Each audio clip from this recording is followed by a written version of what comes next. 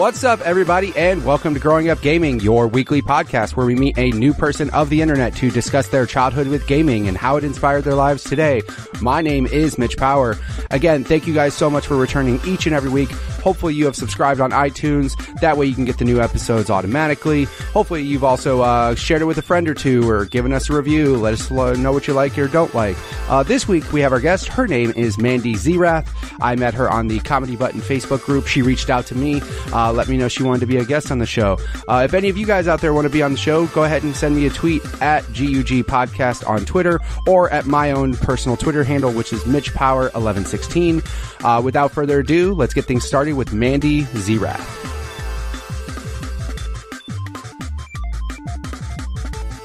Do you remember what actually got you interested in gaming? Like, what was it obviously you mentioned to me earlier in the messages you had a brother. Was it him, or did you have any friends in particular that got you interested in it to start? No. I was really young when we got our first game console. I was about 5.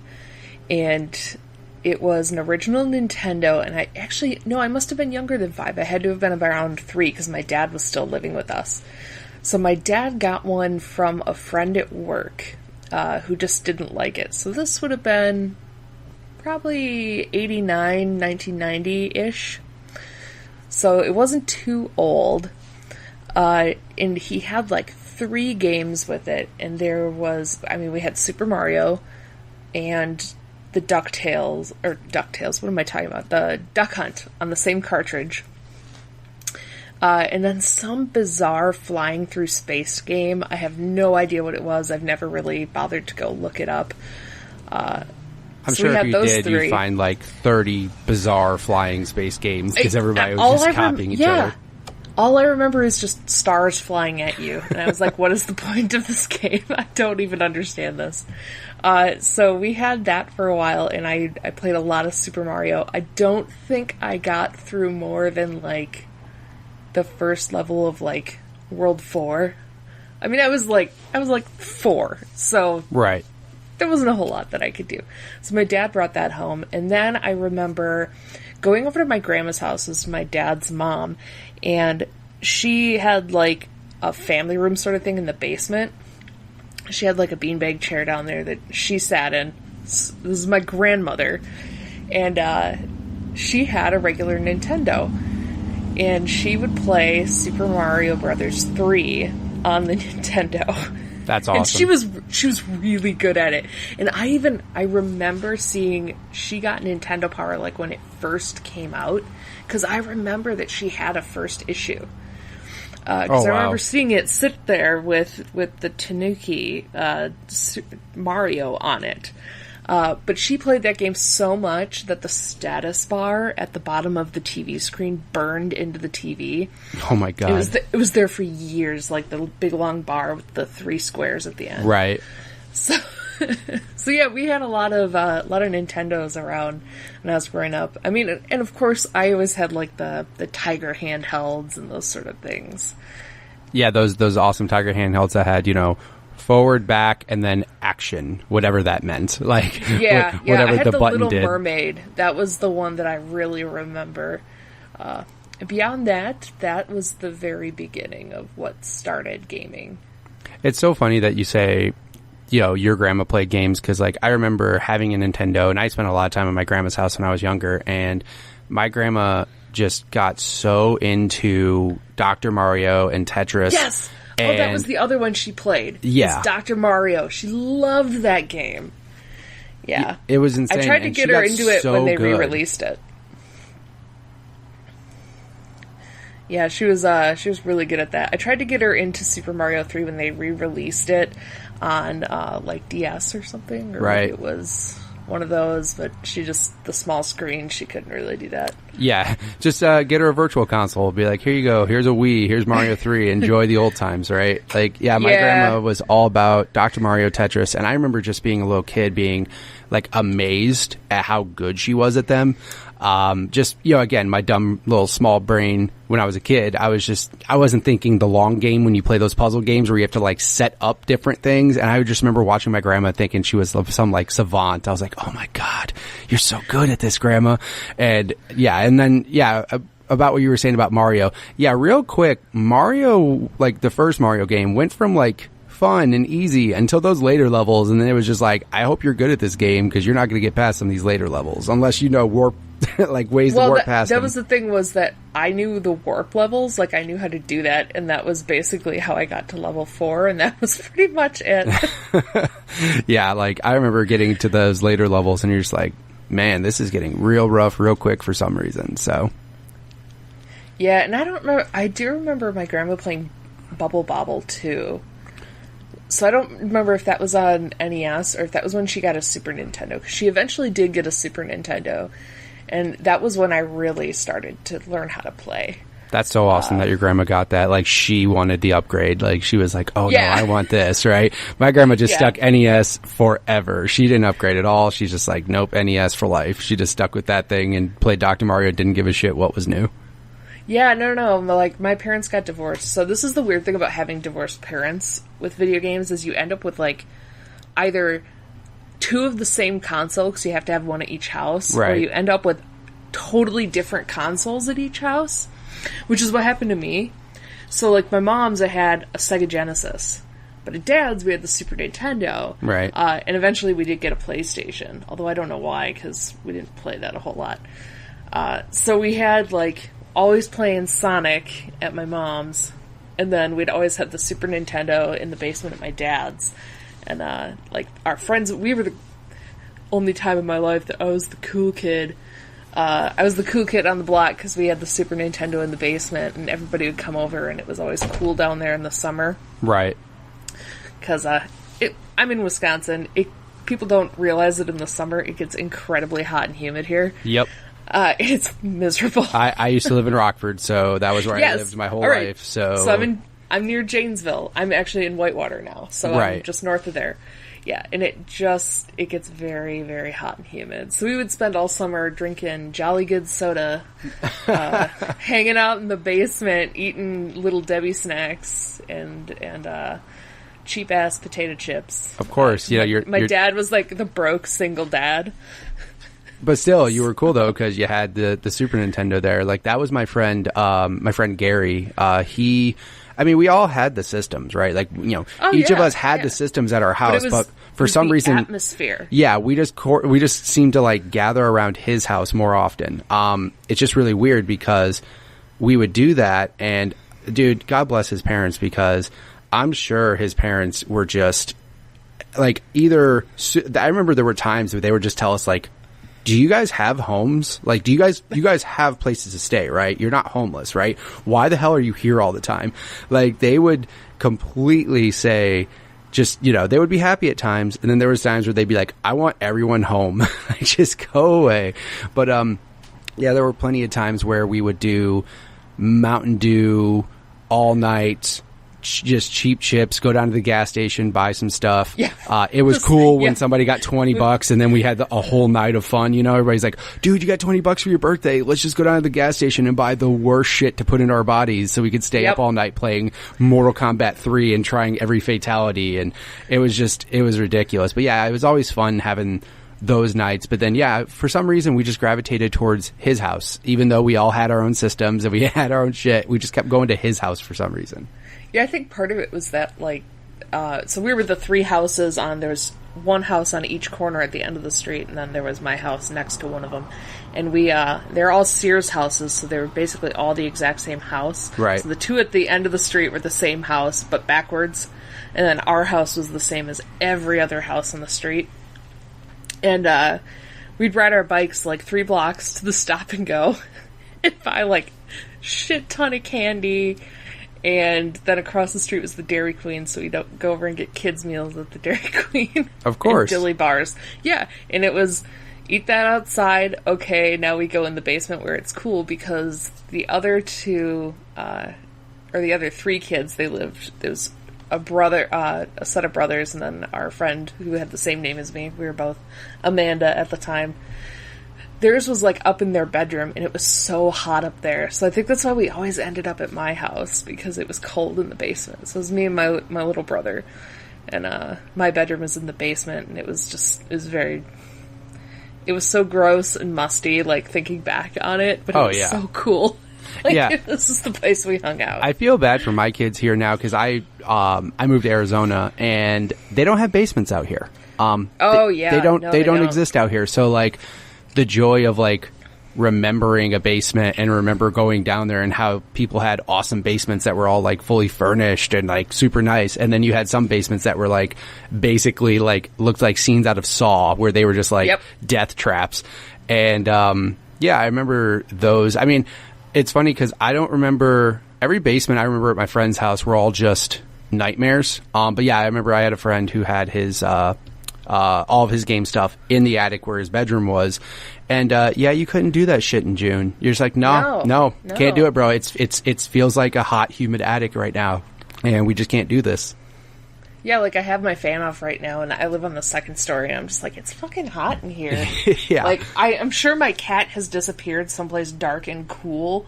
Usually he's sitting next to me, but it's really hot in here. Yeah. My dog, I have a Siberian Husky in Arizona, and he likes to hide upstairs in the kids' bathroom just because there's no windows and it's dark and probably super cool up there, whereas everywhere else in the house has windows, and he's just like, any heat in the house I don't want to deal with. So then so obviously, like you said, so your grandma even eventually upgraded to a Super, and then you kind of bounce back and forth between Super and Genesis. And then obviously your brother did you ever do co-op games and stuff with him and everything? Did you play a lot of stuff with him a lot?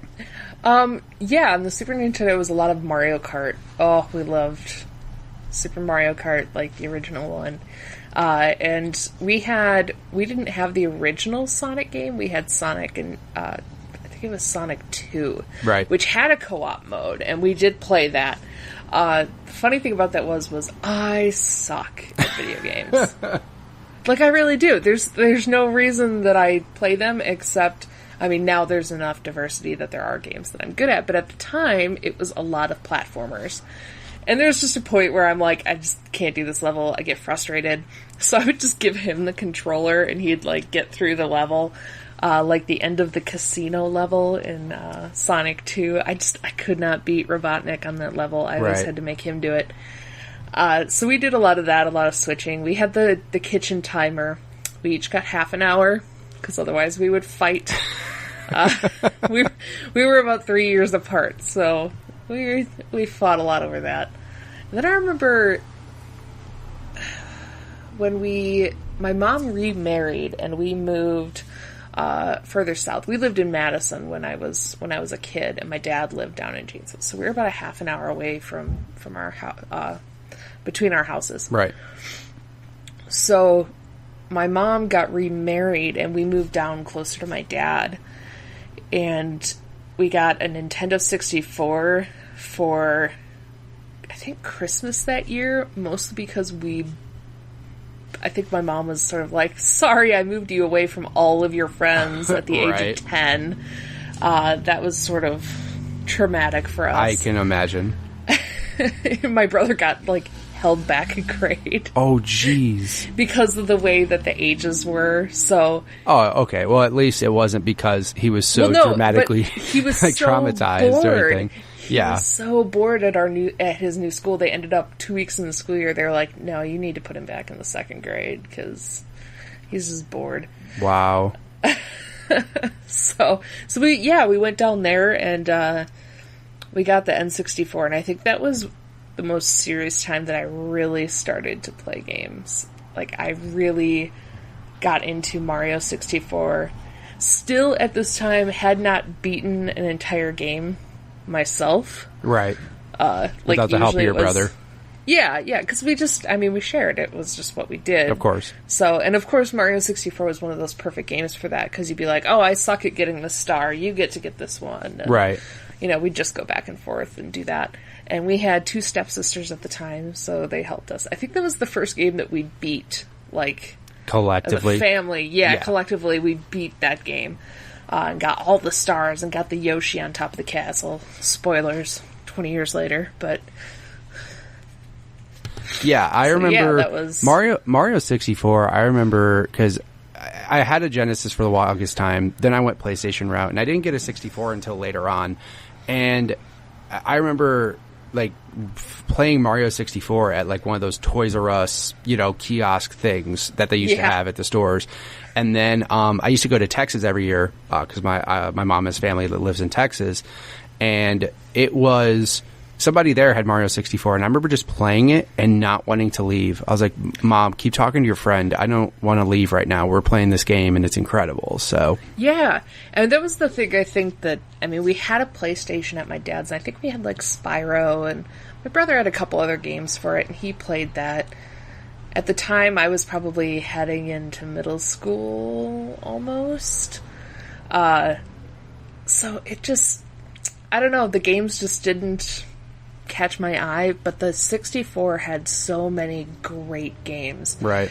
We played GoldenEye with all of our friends. We had all 4 controllers. You play with the 4-way screen and everything. That was some of the best like nights hanging out with friends as a kid, was doing that. Yeah, and also too, that seemed to be the system that was more like multiplayer focused in that regard. Like it had 4 ports on the system. Yeah, like most. Yeah, it was. I think it was the first one that had the 4 ports. I'm pretty sure it did. Yeah, that did it well. Correct. I think right. There's the point is that even if other systems did have it, they didn't do it well. We played with other stuff, like when my mom had dated another guy after she divorced my stepdad. We got to play like a Dreamcast. Right.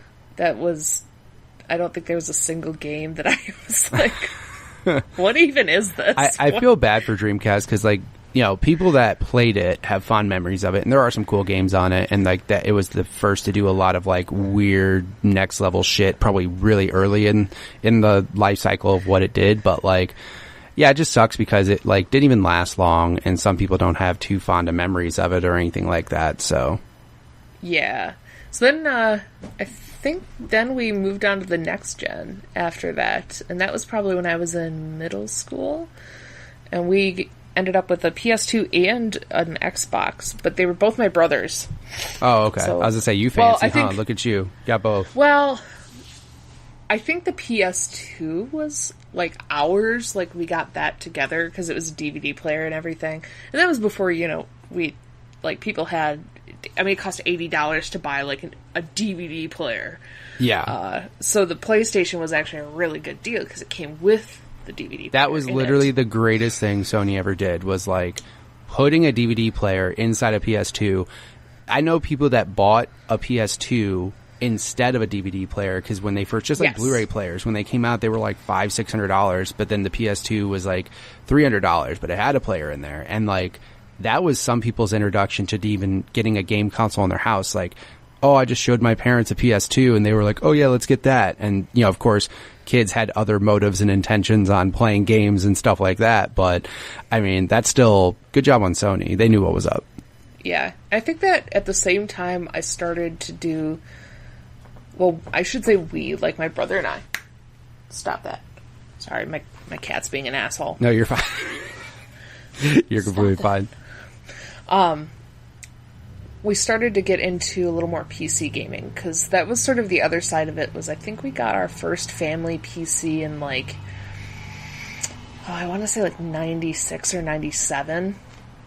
And we had the, I remember it was a pre-built from Sears. And it came with the Windows, it was like the multimedia... Oh yeah, the media pack. center, yeah, all that nonsense. Yeah, so it was Windows 95, but it came with all these extra games and this kids pack, and you could have this kids mode on your computer. But I just remember playing like Chips Challenge over and over and over. And if you don't know what that game is, go look up Chips Challenge, because it's a really great puzzle game. I will do that. Yeah, and then there was the other one that was like the cat and the mouse game. That was really good, and I don't remember what that one was called. I don't think there was much else on there, but that was when we started to do, like, the Scholastic Book Fair, and it was when Scholastic Book Fair moved on from just books. They started to get, like, software. So they had like the learning company stuff. Right. And they had Sierra games because they were educational games. So whenever I hear people talk about Sierra games, I'm always like, oh my god, yeah, Sierra games. Like it just brings back those flood yeah, memories. and I'm like, oh man, I had this one disc that was Dr. Brain 3, which was such a great game. This crazy mad scientist switches brains with a rat, and you got to help him try to put his brain back in his body. That's but on awesome. that same disc, there was The Incredible Machine, which is probably one of my favorite games of all time. And I just found out that they made an app, or the same team sort of created a game. And let me see, what is it called? Because I downloaded it. I'm like, oh, this is pretty close. It's pretty close. Isn't that the game where you basically you build just contraptions? It's just like, yes, it's like I think I remember that. solving puzzles via creating contraptions. Yes, I remember that game. So, I just looked it up on my phone. Yes, I completely remember that game. You had a goal, and you had to get to the goal by adding things to the playfield. Right. And I just remember, like, there was, like, hamsters and hamster wheels that would power things. In order to get them to move, you'd have to drop a ball on them to scare them, and then they get in the wheel. So, Rube's Lab is the app, and it's basically the same thing, and it's great. I'm very happy I get sucked into playing it once in a while. I'm like, oh yeah, I love this. Love this game. See, now you're going to make me want it because I remember that now. Like, it's funny because in a way, I completely forgot about it until you mentioned it to me. And now I'm like, super intrigued by it again. Like, I remember that was, it was fun though too, because also when you did it right, you felt like a genius. When you didn't, you felt like the dumbest person on earth. And the Rube's Lab app has a thing that I don't think was in The Incredible Machine, and it's this thing where if you hit the death node, it totally resets the playfield, and you're just like, fuck, why?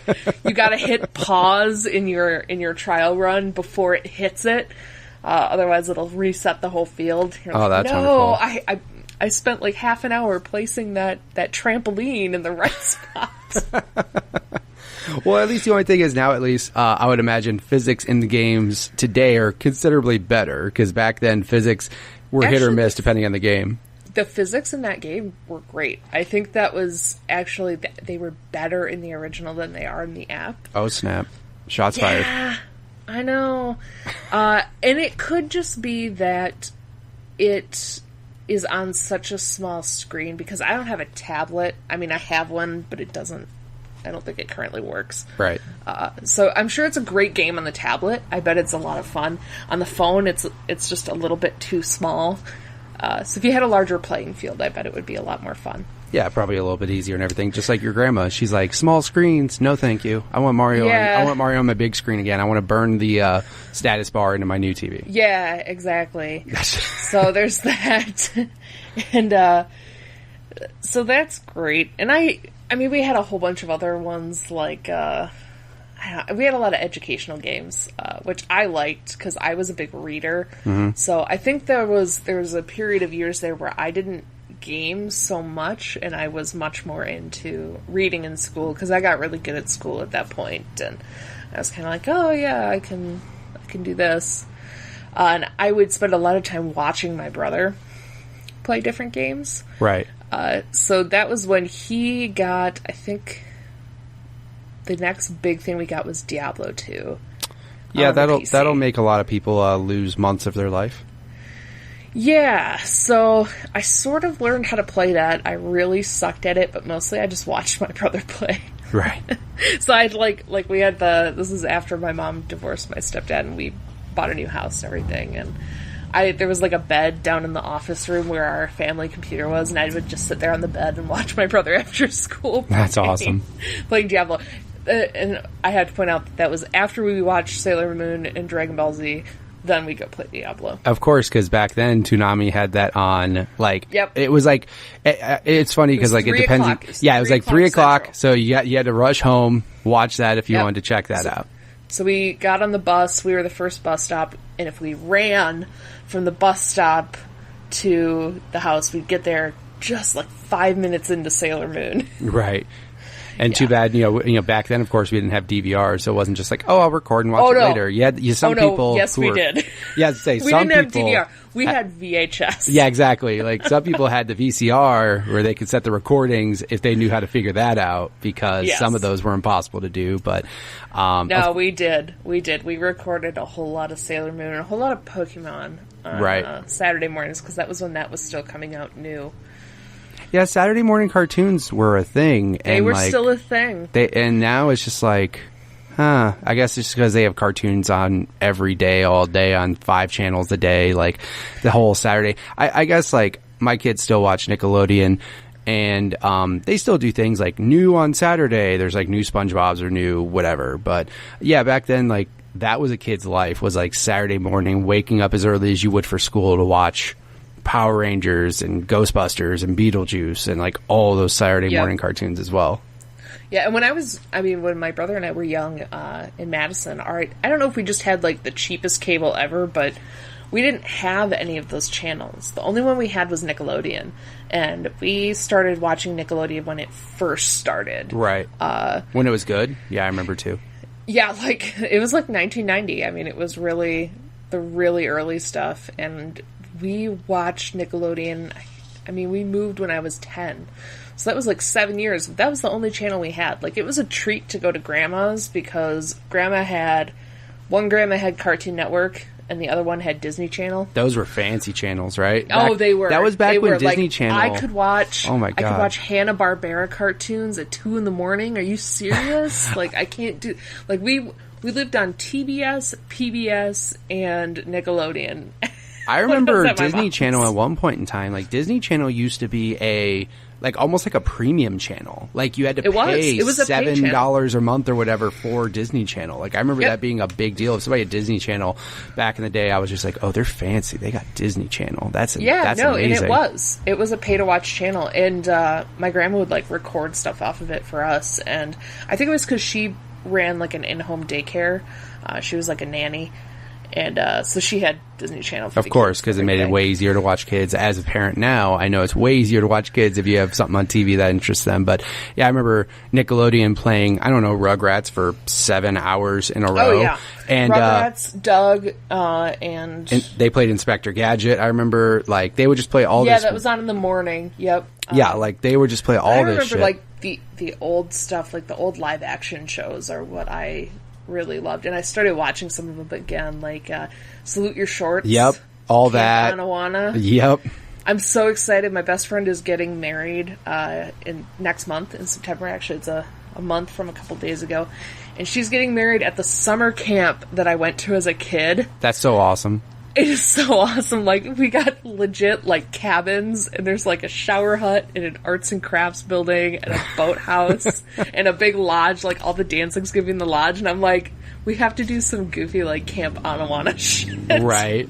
Yeah, like, in that, I remember they had that show, Hey Dude, which was at a dude ranch. Hey Dude. And then Dude I remember... Ranch, yep. I remember... How about Wild and Crazy Kids? Wild and Crazy Kids. That show's awesome. Yeah, and there was something out here, because that show, the Hey Dude show, was filmed in Arizona, and I remember somebody had an article where they, like, found where it was recorded, and, and they went out there, and there's, like, buildings that are still up, because it's just abandoned, and it's just really weird, but, it's like a ghost town now, but, yeah, all those shows bringing back memories, too, so, like, that was always fun.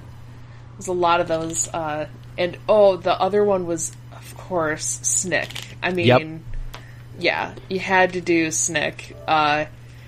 Sorry, my thing has decided to go crazy. No, you're fine. Snick and Are You Afraid of the Dark? Like, my mom was always like, why did I let you guys watch that? That show was fucking terrifying. Yeah, it was, She's but like, again, it wasn't you guys that bad. insisted on being curled up in blankets on the couch with me watching that show, and she was like, no matter how scary it got, you were always like, no, we have to watch it to the end. I was like, well, yeah, because if you don't watch it to the end, you don't know how the story resolves. Exactly. And then it's even more terrifying. Exactly. And then, of course, you had Goosebumps when that was big in the books. Because I remember being one of those kids, those Goosebump kids that bought every book and read them all. And then, like, they had the show on Fox eventually where they did, like, just... it's weird because when you're a kid, those were scary stories, and now, like, of course, you look back and watch them, you're like, oh no, go back and watch Are You Afraid of the Dark? Every episode is on YouTube. That show is still fucking terrifying. Like, I watched the one episode that I think of. Every time somebody says I'm cold, I think of the little boy that died out in the cold because the robbers were, like, trying to find him and he lost his jacket. And he shows up and he's just, like, this creepy pale color, and he's looking up in your window and he's like, I'm cold.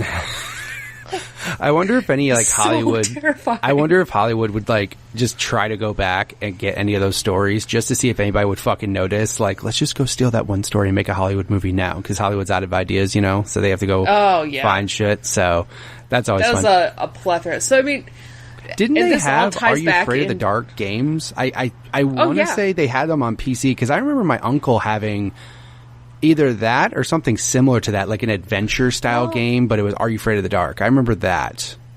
I don't remember that. I remember having a couple of Goosebumps board games. Yes. Which, dude, I remember when that took off, everything just wanted a piece of that. Like, they had Goosebump everything. And I wasn't even that into it. For some reason, I ended up with one of the board games. My brother liked Goosebumps. But what did I get? I had, it's gonna bug me. I just looked it up. Yeah, Are You Afraid of the Dark? Tale of the Orpheus Curse. It was in '94. It was like a. Oh, that's that was early. Yeah, it was like a point and click style. Computer. Yeah, it was on. By the way, this is the system's DOS.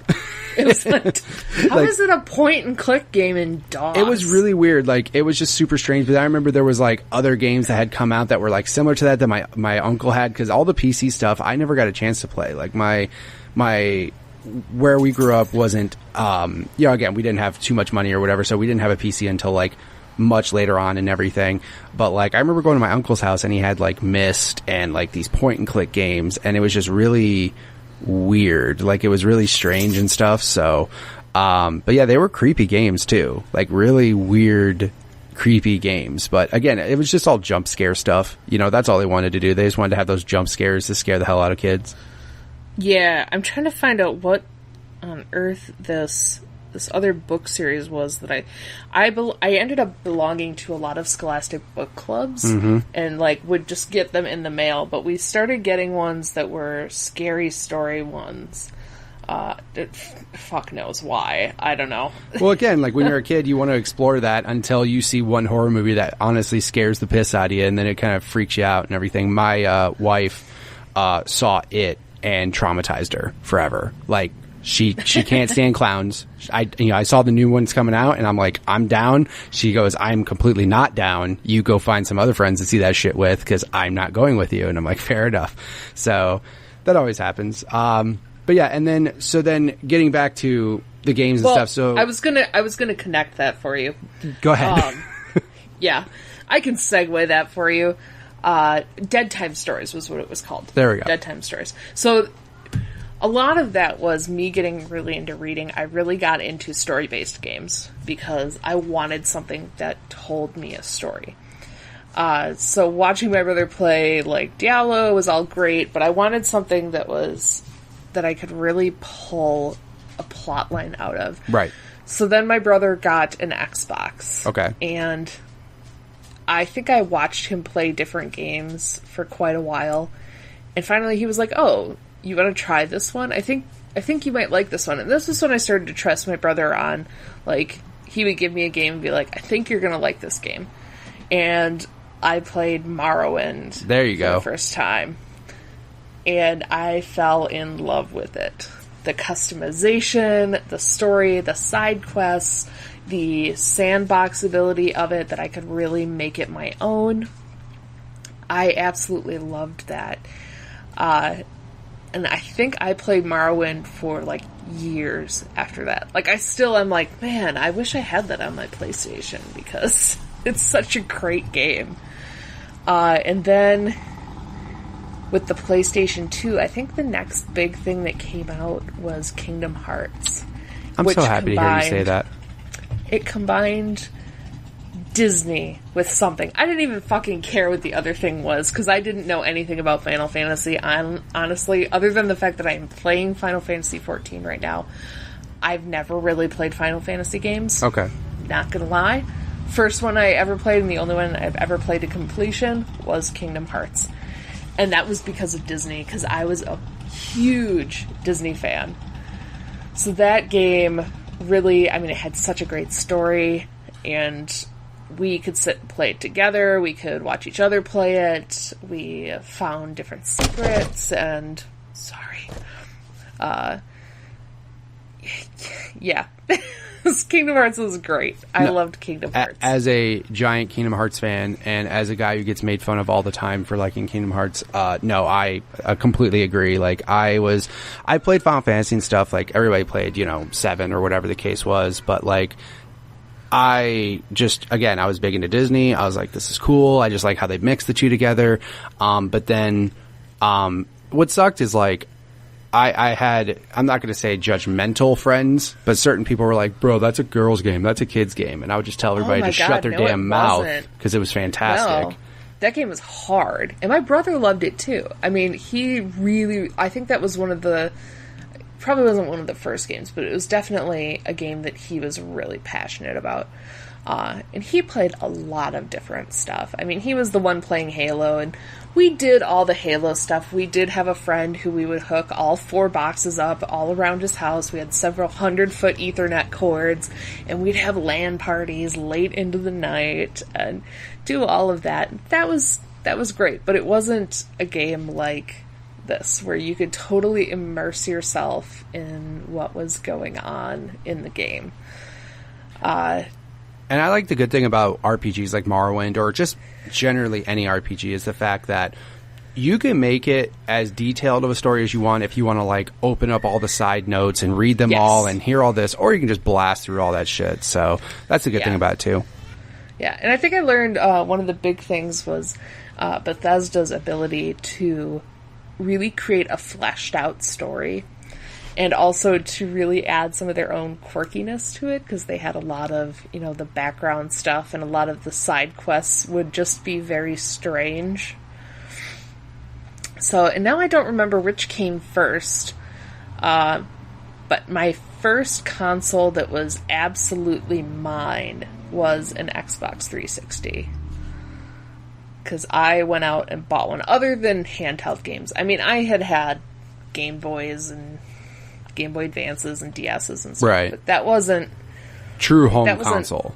Yeah, a true home console that was mine was an Xbox 360. Did you have to go through multiples of them at all, or were you lucky enough to have one?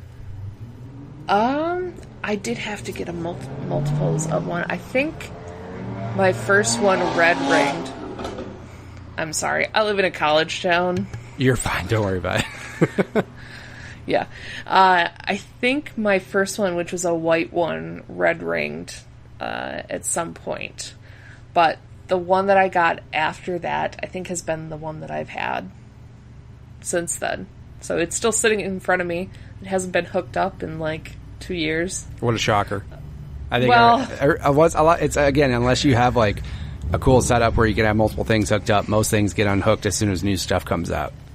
Well, and it's not even that. Like, I could hook it up if I wanted to. I just have no need to. Sure. Because the only games that I didn't either get duplicates for my PS4 was the Fable games. Right. And that's the only reason that it's still sitting here and I haven't gotten rid of it, is because I fucking love the the Fable games. And people will shit on them constantly, and I'm like, no! Well, the stories are so One, great. You can't. 1 was really good. 2 was good. 3 is where people just went, nah, I don't know anymore. And I loved them. I loved all of them. Well, again, like, everybody has their own taste and stuff, and that's that's what makes it cool, is like, that's the one game, and I just wish they would do more with it, because now it's just sitting there, nobody's doing anything with it. It's an IP that nobody is going to touch. And that was probably, the first one was probably the second game that I really got into on the Xbox, was the first Fable. And I think at that time I was in high school then, so I was almost leaving for college.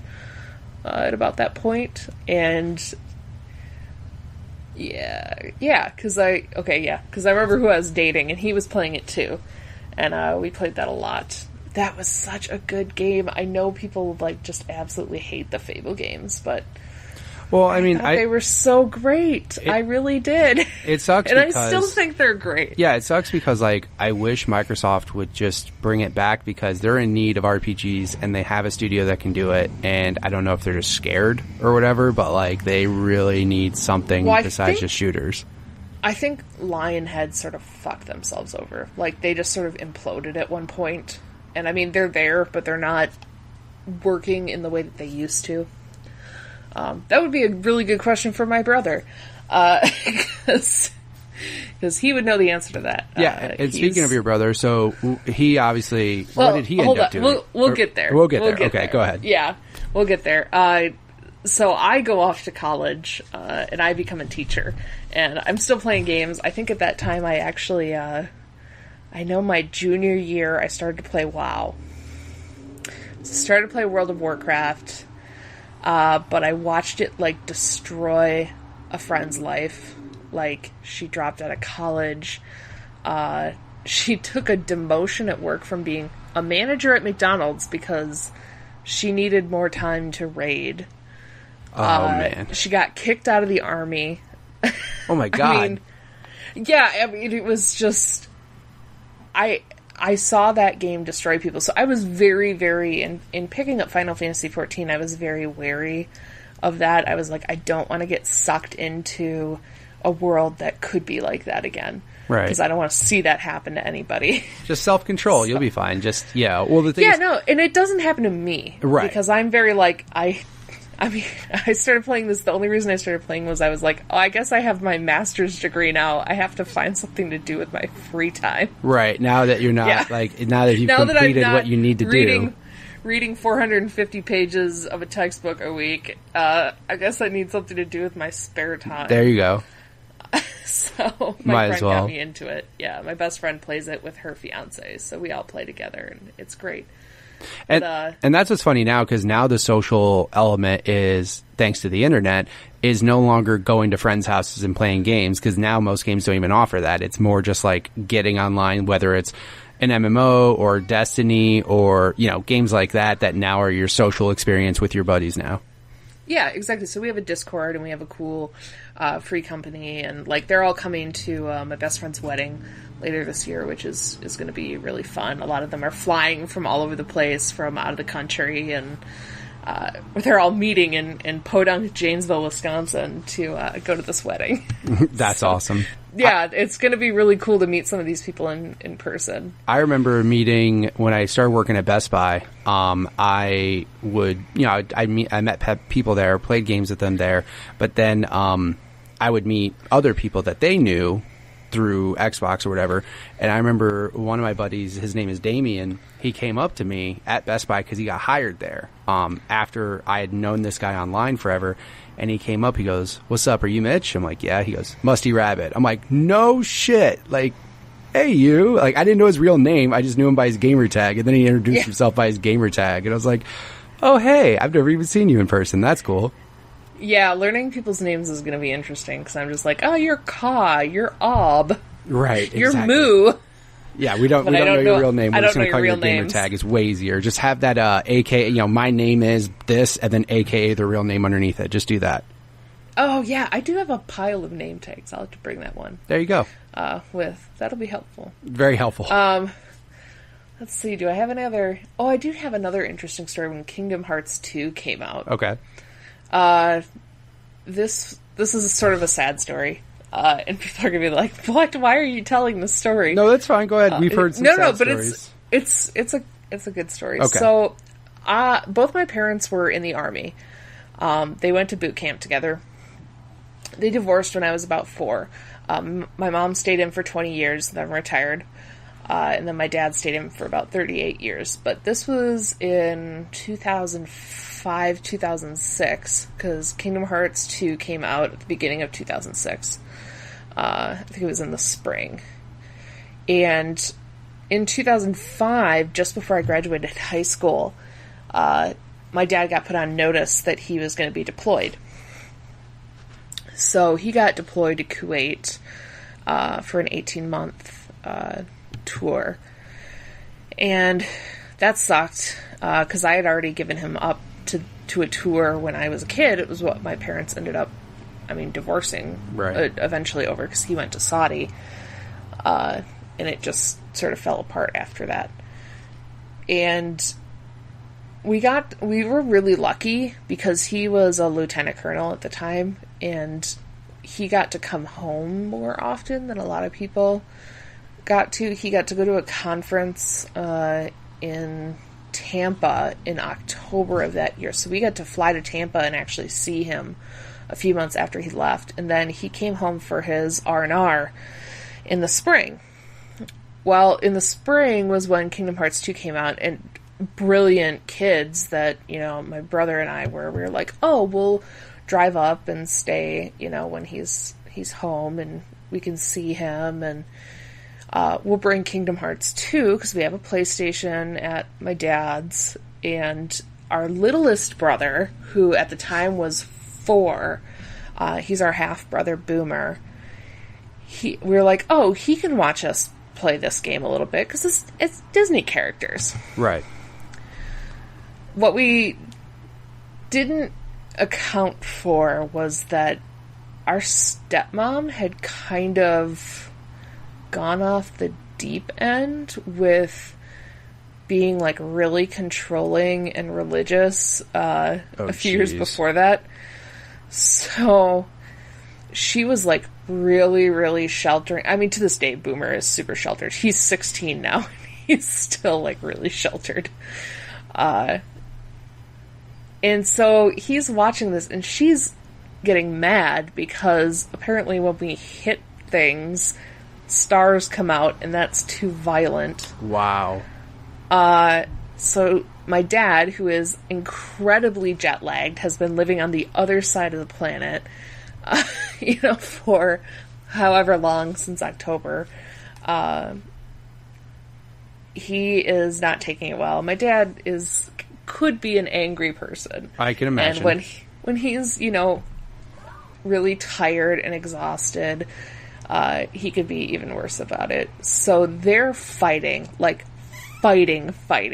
screaming match in the kitchen because my stepmom doesn't want Boomer watching a fucking Disney game because he's 4.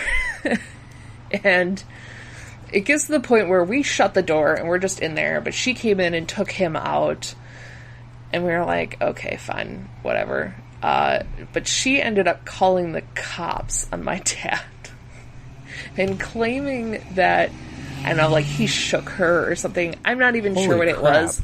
But the cop came in and talked to us, and he's like, oh yeah, well, it's this game that they're fighting about. And we were like, yeah, we know. But we didn't really know what to do about it. We were just kind of like, yeah. Sure. Like, I'm sorry that that's like kind of weird. Like, I don't know why the cop would that'd be really messed up for a cop to be like, by the way, I hope you guys know you're the cause of what's happening. Like, well, I don't think that's what he was trying to say. He was just trying to make sure that we were okay, and he knew that we knew what was going on, and we were like, yeah, it's just a game. And he's like, oh, that's Winnie the Pooh. And we're like, we know. Yeah, we don't really know what the issue is. That's the funniest thing is, I don't know a single person that would have ever considered Kingdom Hearts a violent game ever. Yeah, and that was part of it. So, there's more to this. So we decide to, at this time, my brother was not driving, but I was. So we got in my car and we were like, okay, we're just going to go. We went to the mall, and we would have taken Boomer with us, but I don't know, my stepmom went with him or something. I'm not really sure what happened, but I remember that my brother and I ended up at TGI Fridays, and I ended up buying him and me dinner, and my phone died. And this is a big part of the story, because we came back to the house, and I plugged my phone in, and my dad was gone, and my stepmom was there, and she's like, I'm so sorry. The cops came and they took your dad away. Holy and we were crap. like, what?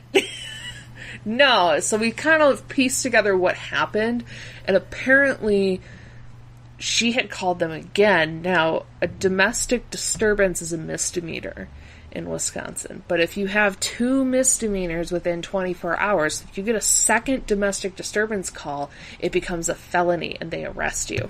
Holy crap. So she had called the cops again, and she had claimed that, I don't know, he was, like, trying to choke her or something. Like, whatever it was that she would... I was pissed. I was just kind of like, no, you were egging him on. And I know her. She can be very persistent and not in a good way. She can be very, like, egg people on. So I'm sure that that's sort of where it was. And I felt so terrible because when I turned my phone on, I had messages from my dad, and he was like, hey, I'm at the McDonald's near the house. Can you come get me? And had my phone not died, it probably wouldn't have happened. So for a long time, I blamed myself for this and the whole video game thing. Right. So jeez. we thought that was going to be the breaking point, but they somehow they ended up still together. They're still married. Well, I mean, everybody goes like through rough patches, but it's kind of odd that it happened, like... I'm not going to say it started from this, but... No, the catalyst was a video game. And, you know, it was like that for years. I mean, my stepmom was pissed when I showed Boomer his first R-rated movie, which, by the way, was Sweeney Todd, a musical. Yep. So it's it wasn't awful. like... Yeah. You might have well showed him Human Centipede, right? Yeah, no. I mean, at the time, he was doing musicals in school, and he loved it. He thought it was really great. He was in, like, middle school. He knew it wasn't real. Like, he's not stupid. He's a really smart kid. And that's the whole thing, like, with me and, like, being a parent now. It's like, I just basically continuously ask my kids if they're playing something. I'm like, you know that's not real, right? Yes, Dad, I know. Yeah. Like, good. Well, you know, and part of it is, and I'm not going to be that person that's like, well, I'm not a parent, but I'm going to give you parental advice. But I have 4 godsons, okay? I have 2 brothers. I have tons of cousins. I've had multiple step brothers and sisters and nieces and nephews. My parents, between them, have been married 7 times. All sorts of stuff. The best thing that you can do is just communicate with your kid about it, and also don't treat your kid like they're stupid. They understand a lot more than you think they do. Of course. Yeah. And a lot of people make that mistake that they're like, oh, no, they can't watch a PG-13 before they're 13. Like, no, that's not what that means. It means parental guidance that, you know, maybe you should be around when you're watching that movie. Correct, maybe, like the guidance maybe part. The game, you should play it with them. There's so many games that are based on family and playing together. And, like, one of the things that I always love to tell people is get the Lego games. Any of the Lego games. Yeah, pretty much. Those are, Watch like, the movies. hands down the best family games together. And they're not just the best family games. They're great games. They really are. I mean, they're just really good games. They're probably my favorite franchise that's out right now. And I mean, I like a lot of different stuff, but they have a really good mix of platforming and puzzle and a little hack and smash. And it's all just sort of rolled into with a lot of great humor, especially some of the early ones before they started doing voice acting. Especially the Harry Potter ones. Even if you don't particularly like Harry Potter, the Harry Potter Lego games are really well done. They're one of the last ones that they did without voice acting. There's a lot of slapstick humor. There's a lot of, like, inside jokes. And they're really well written. And they do physical comedy without full physical bodies really well. Yeah, because they had to rely more on what they could show you in animation instead of just doing voicing. Which voicing, I mean, nothing's wrong with the voice stuff. I do like... No, but it takes away from what they originally set out to do with those games. Was, you know, Lego characters don't talk. They don't have moving mouths and things. They're just sort of... So they just sort of make noises. And they aren't like a full physical body. They're a little minifig, and they had to do what they could with what they had within the confines of the Lego system. And they just do it really well. They absolutely do. Yeah. I really love the Harry Potter ones. Like, I'm a big Harry Potter nerd. I love that. But I really like them because they added a lot of things that either that they totally glossed over in the movies. And they added little things back in from the books and little touches and characters that you didn't see a whole lot of. And they're great. So then so obviously now you're playing newer stuff. Obviously you have a PS4 now. Like how obviously you have a master's and you're kind of done with all of that now. Have your gaming habits, obviously I'm assuming they had to change when you were going through school and all that stuff, but now that you're out of school and all that, do you feel you're playing games more now, or do you feel you have less time being an adult like me now? Well, this is like one of the wonderful things about still being single at 30 is it's just me and my cat Hamilton, and it's totally okay for me to come home after a day of work at the university and just sit down in my underwear and order a pizza and play video games. Like, there's nothing wrong with that, and nobody's here to judge me for it. Yeah, that sounds pretty awesome. Yeah, no, it's great. It doesn't matter if you're single or married, or that just sounds like an awesome time regardless. Yeah, that sounds amazing. Exactly. But I don't have anybody stopping me from doing that. There you go. I have no, responsibilities to other people. Like, today I probably should have cleaned my apartment, but I didn't. I decided to grind in Final Fantasy today instead. You can clean later. That, I mean, yeah, I've told myself that for 3 months. I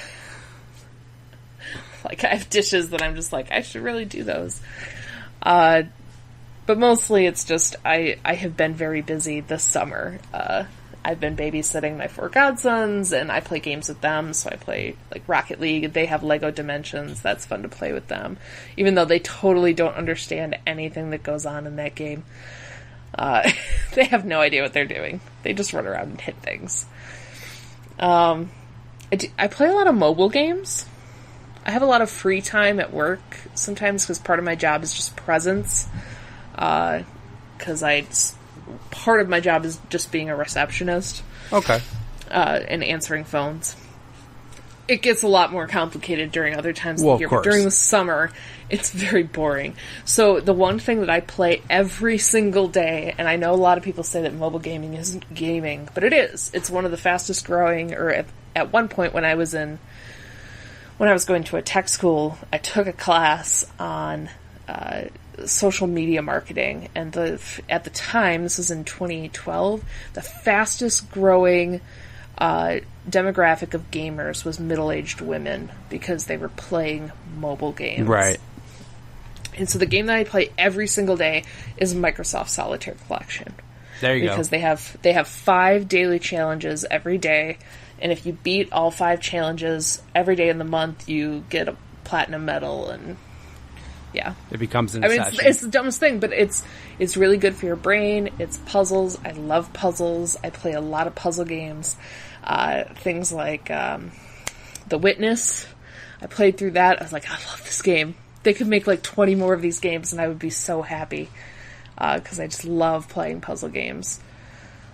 So if it's not puzzle or hack and slash, I'm probably not playing it. I don't play a whole lot of turn-based things anymore, just because I feel like they just take time, and you have to wait for the other people or the computer to play. All that waiting and time.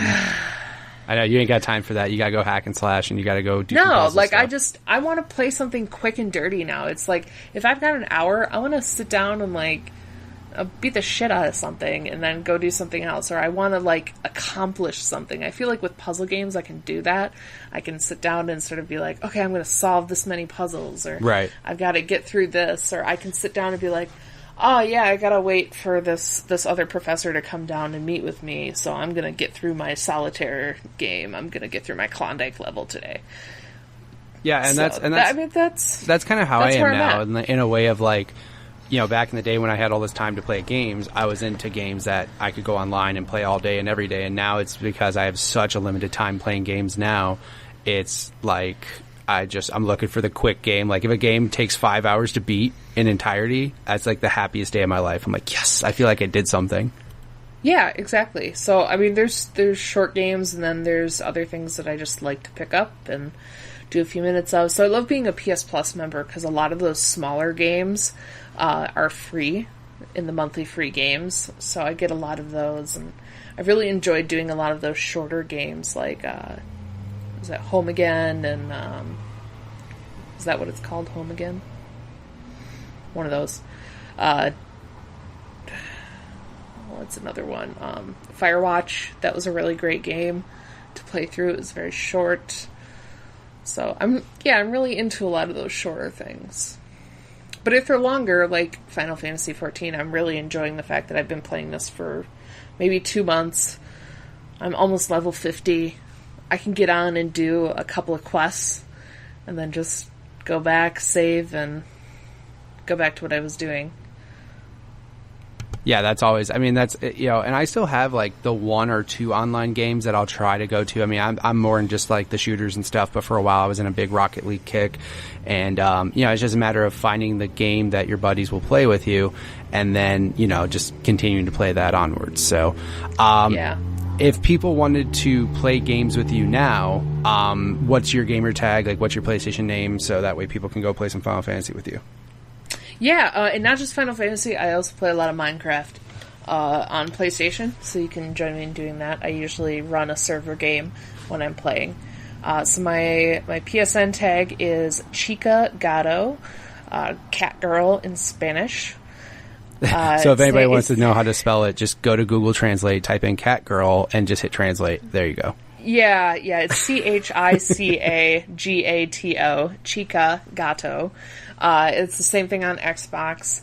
On Final Fantasy, you might be able to find me. I'm on the server Leviathan. It's a North American server.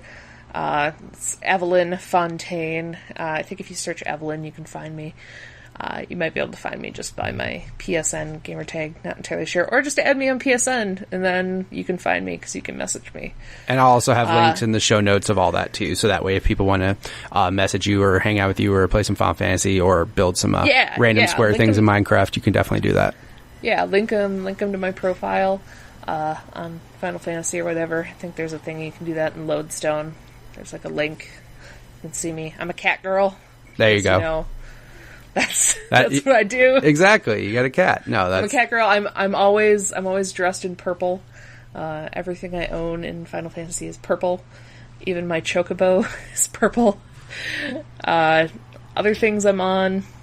You can definitely find me in the Comedy Button Facebook group. Yes. Which is where I met you. Which is where you met me.